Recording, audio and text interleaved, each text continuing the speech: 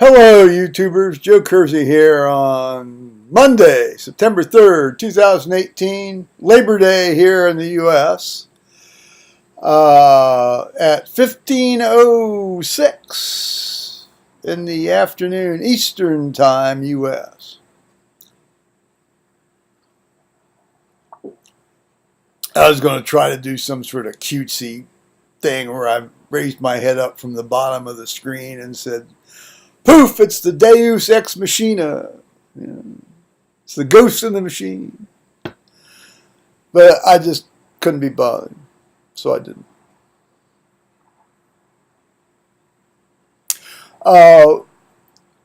I understand that in Australia, this weekend was, I think, particularly the Sunday, I think, was their version of Father's Day. Now, of course, in the U.S., that happens in June. I don't think it quite has the significance here as it seems to have in Australia, judging by what people say when I watch their videos out of Australia. It's always interesting how people handle this very differently. Like Mother's Day here in the U.S. Well, Mother's Day in the U.S. is basically just a Hallmark card creation. Now, in the UK, Mothering Sunday, basically at the same weekend in May, is about honoring mothers who have lost sons or now daughters in various wars they've been involved in.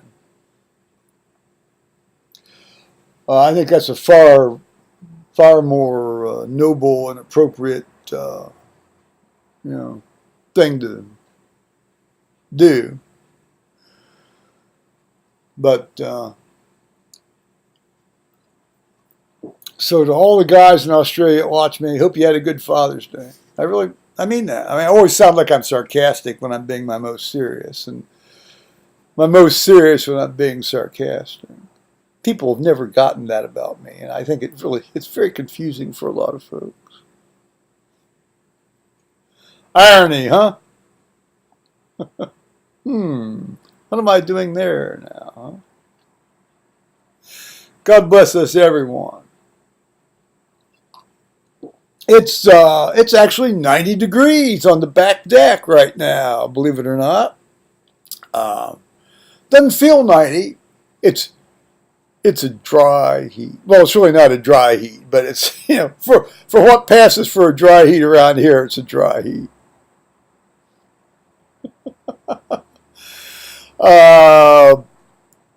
I can't speak to what's happening down in the gravel pit. Now, I think my friend Tony is still up in Seattle taking care of some end stage affairs up there.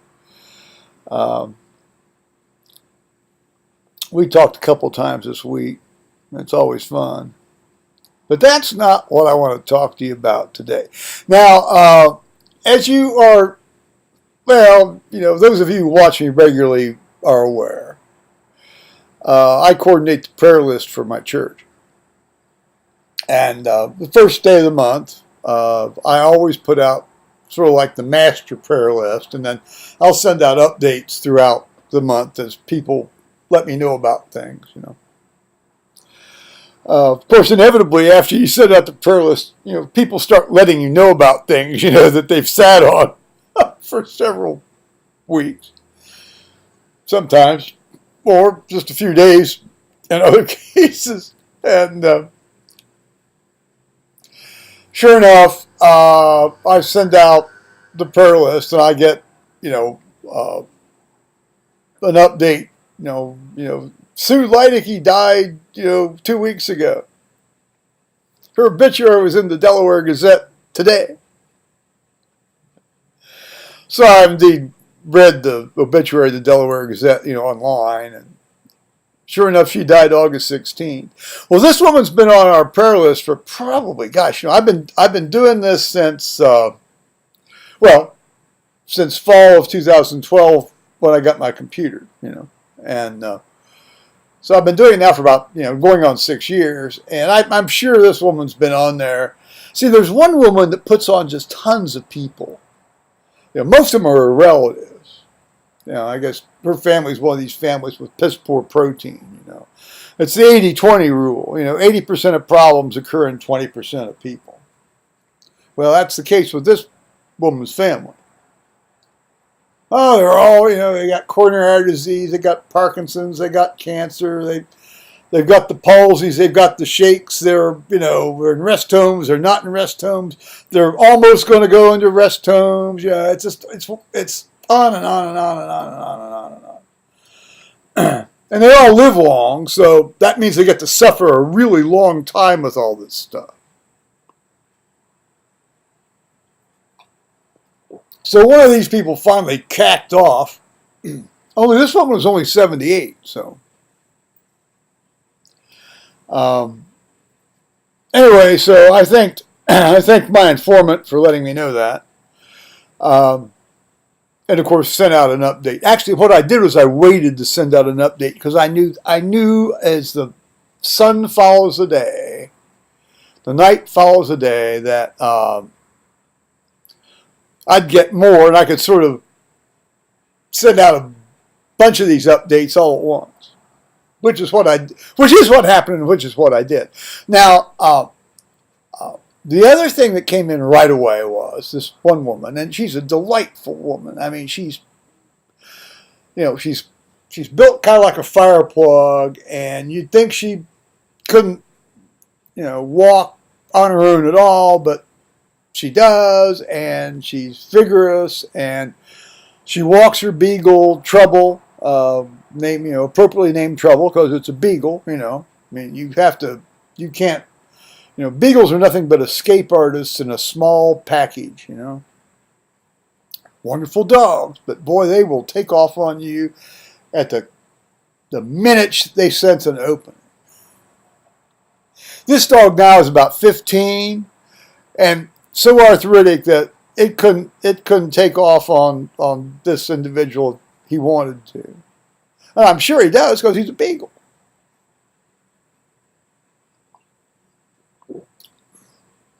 She says, so she's had lots of problems. She's had aortic valve problems and heart failure problems and cardiac rhythm problems and joint problems, particularly knee problems right now, And so just on general principles, I've stuck her on the prayer list. There are a number of people that I kind of lead off with, who are on there for that very reason. They got a lot of problems. They're out there soldiering on, She says, why am I on the prayer list? Okay. I came in way late at night. I am not going to get into this late at night because I knew what I'd do. I knew I would say something really inappropriate. In this case, that's an appropriate use of the word inappropriate. It's a word I loathe and I rarely use, but it's a good word in this case. So I refrained.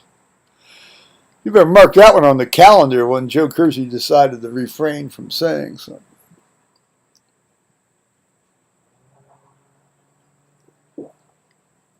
So I then, and I'm going to put you guys down the corner for a moment while I read this stuff to you a bit. Why am I on the prayer list? Okay. Sue Lodge's obituaries in the Morning's Gazette. That's from another person. Okay. So then I go back to, so my reply then to this woman was, Dear so-and-so, I shall remove your name if you would prefer not to be on the list. I started putting you on the list when you were having that series of cardiac-related events some months back. Please let me know your wishes. Hug the good Trouble. All right. So then I got a reply, actually today.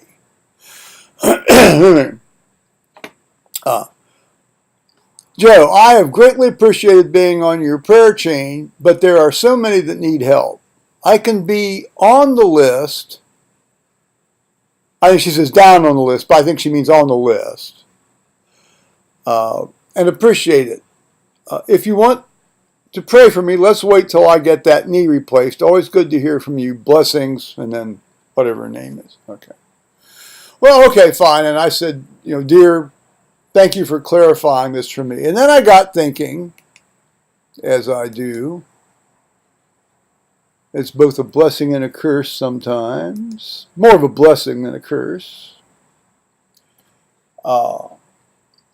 This email from this individual, it says to me that, and I don't think I'm reading too much into this. Well, I might be. That prayer is a zero-sum game. Meaning that if God listens to your prayer, he's not listening to somebody else's prayer. So in other words, I guess she doesn't want to hog the bandwidth, while having people pray for her when she doesn't think she needs to be prayed for. Now, I think anybody that's thought even not even deeply about the practice of prayer and prayer, those of us who believe anyway, they would say that's a fairly juvenile, maybe adolescent, certainly if not juvenile attitude toward prayer. I mean, it's not. It doesn't even approach the state where you can call it unsophisticated. I was surprised. I was surprised at that attitude from this individual, because she and I have talked about a lot of this stuff a lot, and it's prayer in a zero-sum game. God is infinite. He's going to hear anything anybody says and respond to it one way or another. Maybe not in the way that the person expects or wants, but respond to it. And maybe not right away, but at some point he'll respond to it. Our minds don't work like God's. We don't know. It's not for us to know. As St. Simeon, the new theologian, pointed out, he knows there's God. He knows when he's in the presence of God. He can sense certain things about God. But as far as saying anything definite in his mind, it's like all he can say definitely about God is what he would see, or amounts to what he would see if he had a candle standing by the side of a seashore and seeing the light circle from the candle out in the ocean. That's all he can find out in his head. No, it's not for us to know. It's for us to respect and worship. Anyway, so prayer is a zero-sum game. I was surprised at that. All right, and so then later on that night, I got an update on. This woman's been having problems here the last several months, actually. Better part of a year, really. In and out of the hospital with, first they thought it was renal problems, Well, this time she went in, she had very elevated calcium levels, and of course that would account for all of her symptoms of lethargy and somnolence and weakness and so they got the calcium down. They diuresed her, and then she started having breathing problems, sort of like pulmonary edema type breathing problems again. And okay, so then she went back in the hospital. So anyway, I got an update about her from her husband. And so then I thought, now I can sort of shotgun out these updates. This is 11:30 at night last night, Meanwhile, I've been Skyping with Tony,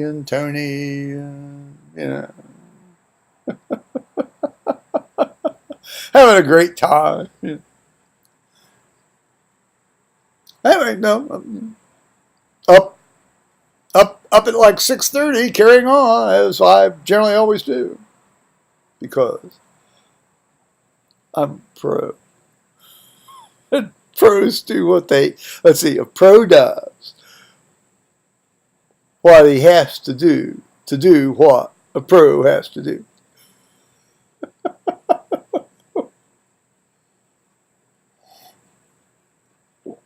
That was particularly true when I was working. Well, it's true every day. Come on. Go get into that bathroom and see if you're going to be able to take a leak. You know? Do that morning neurologic.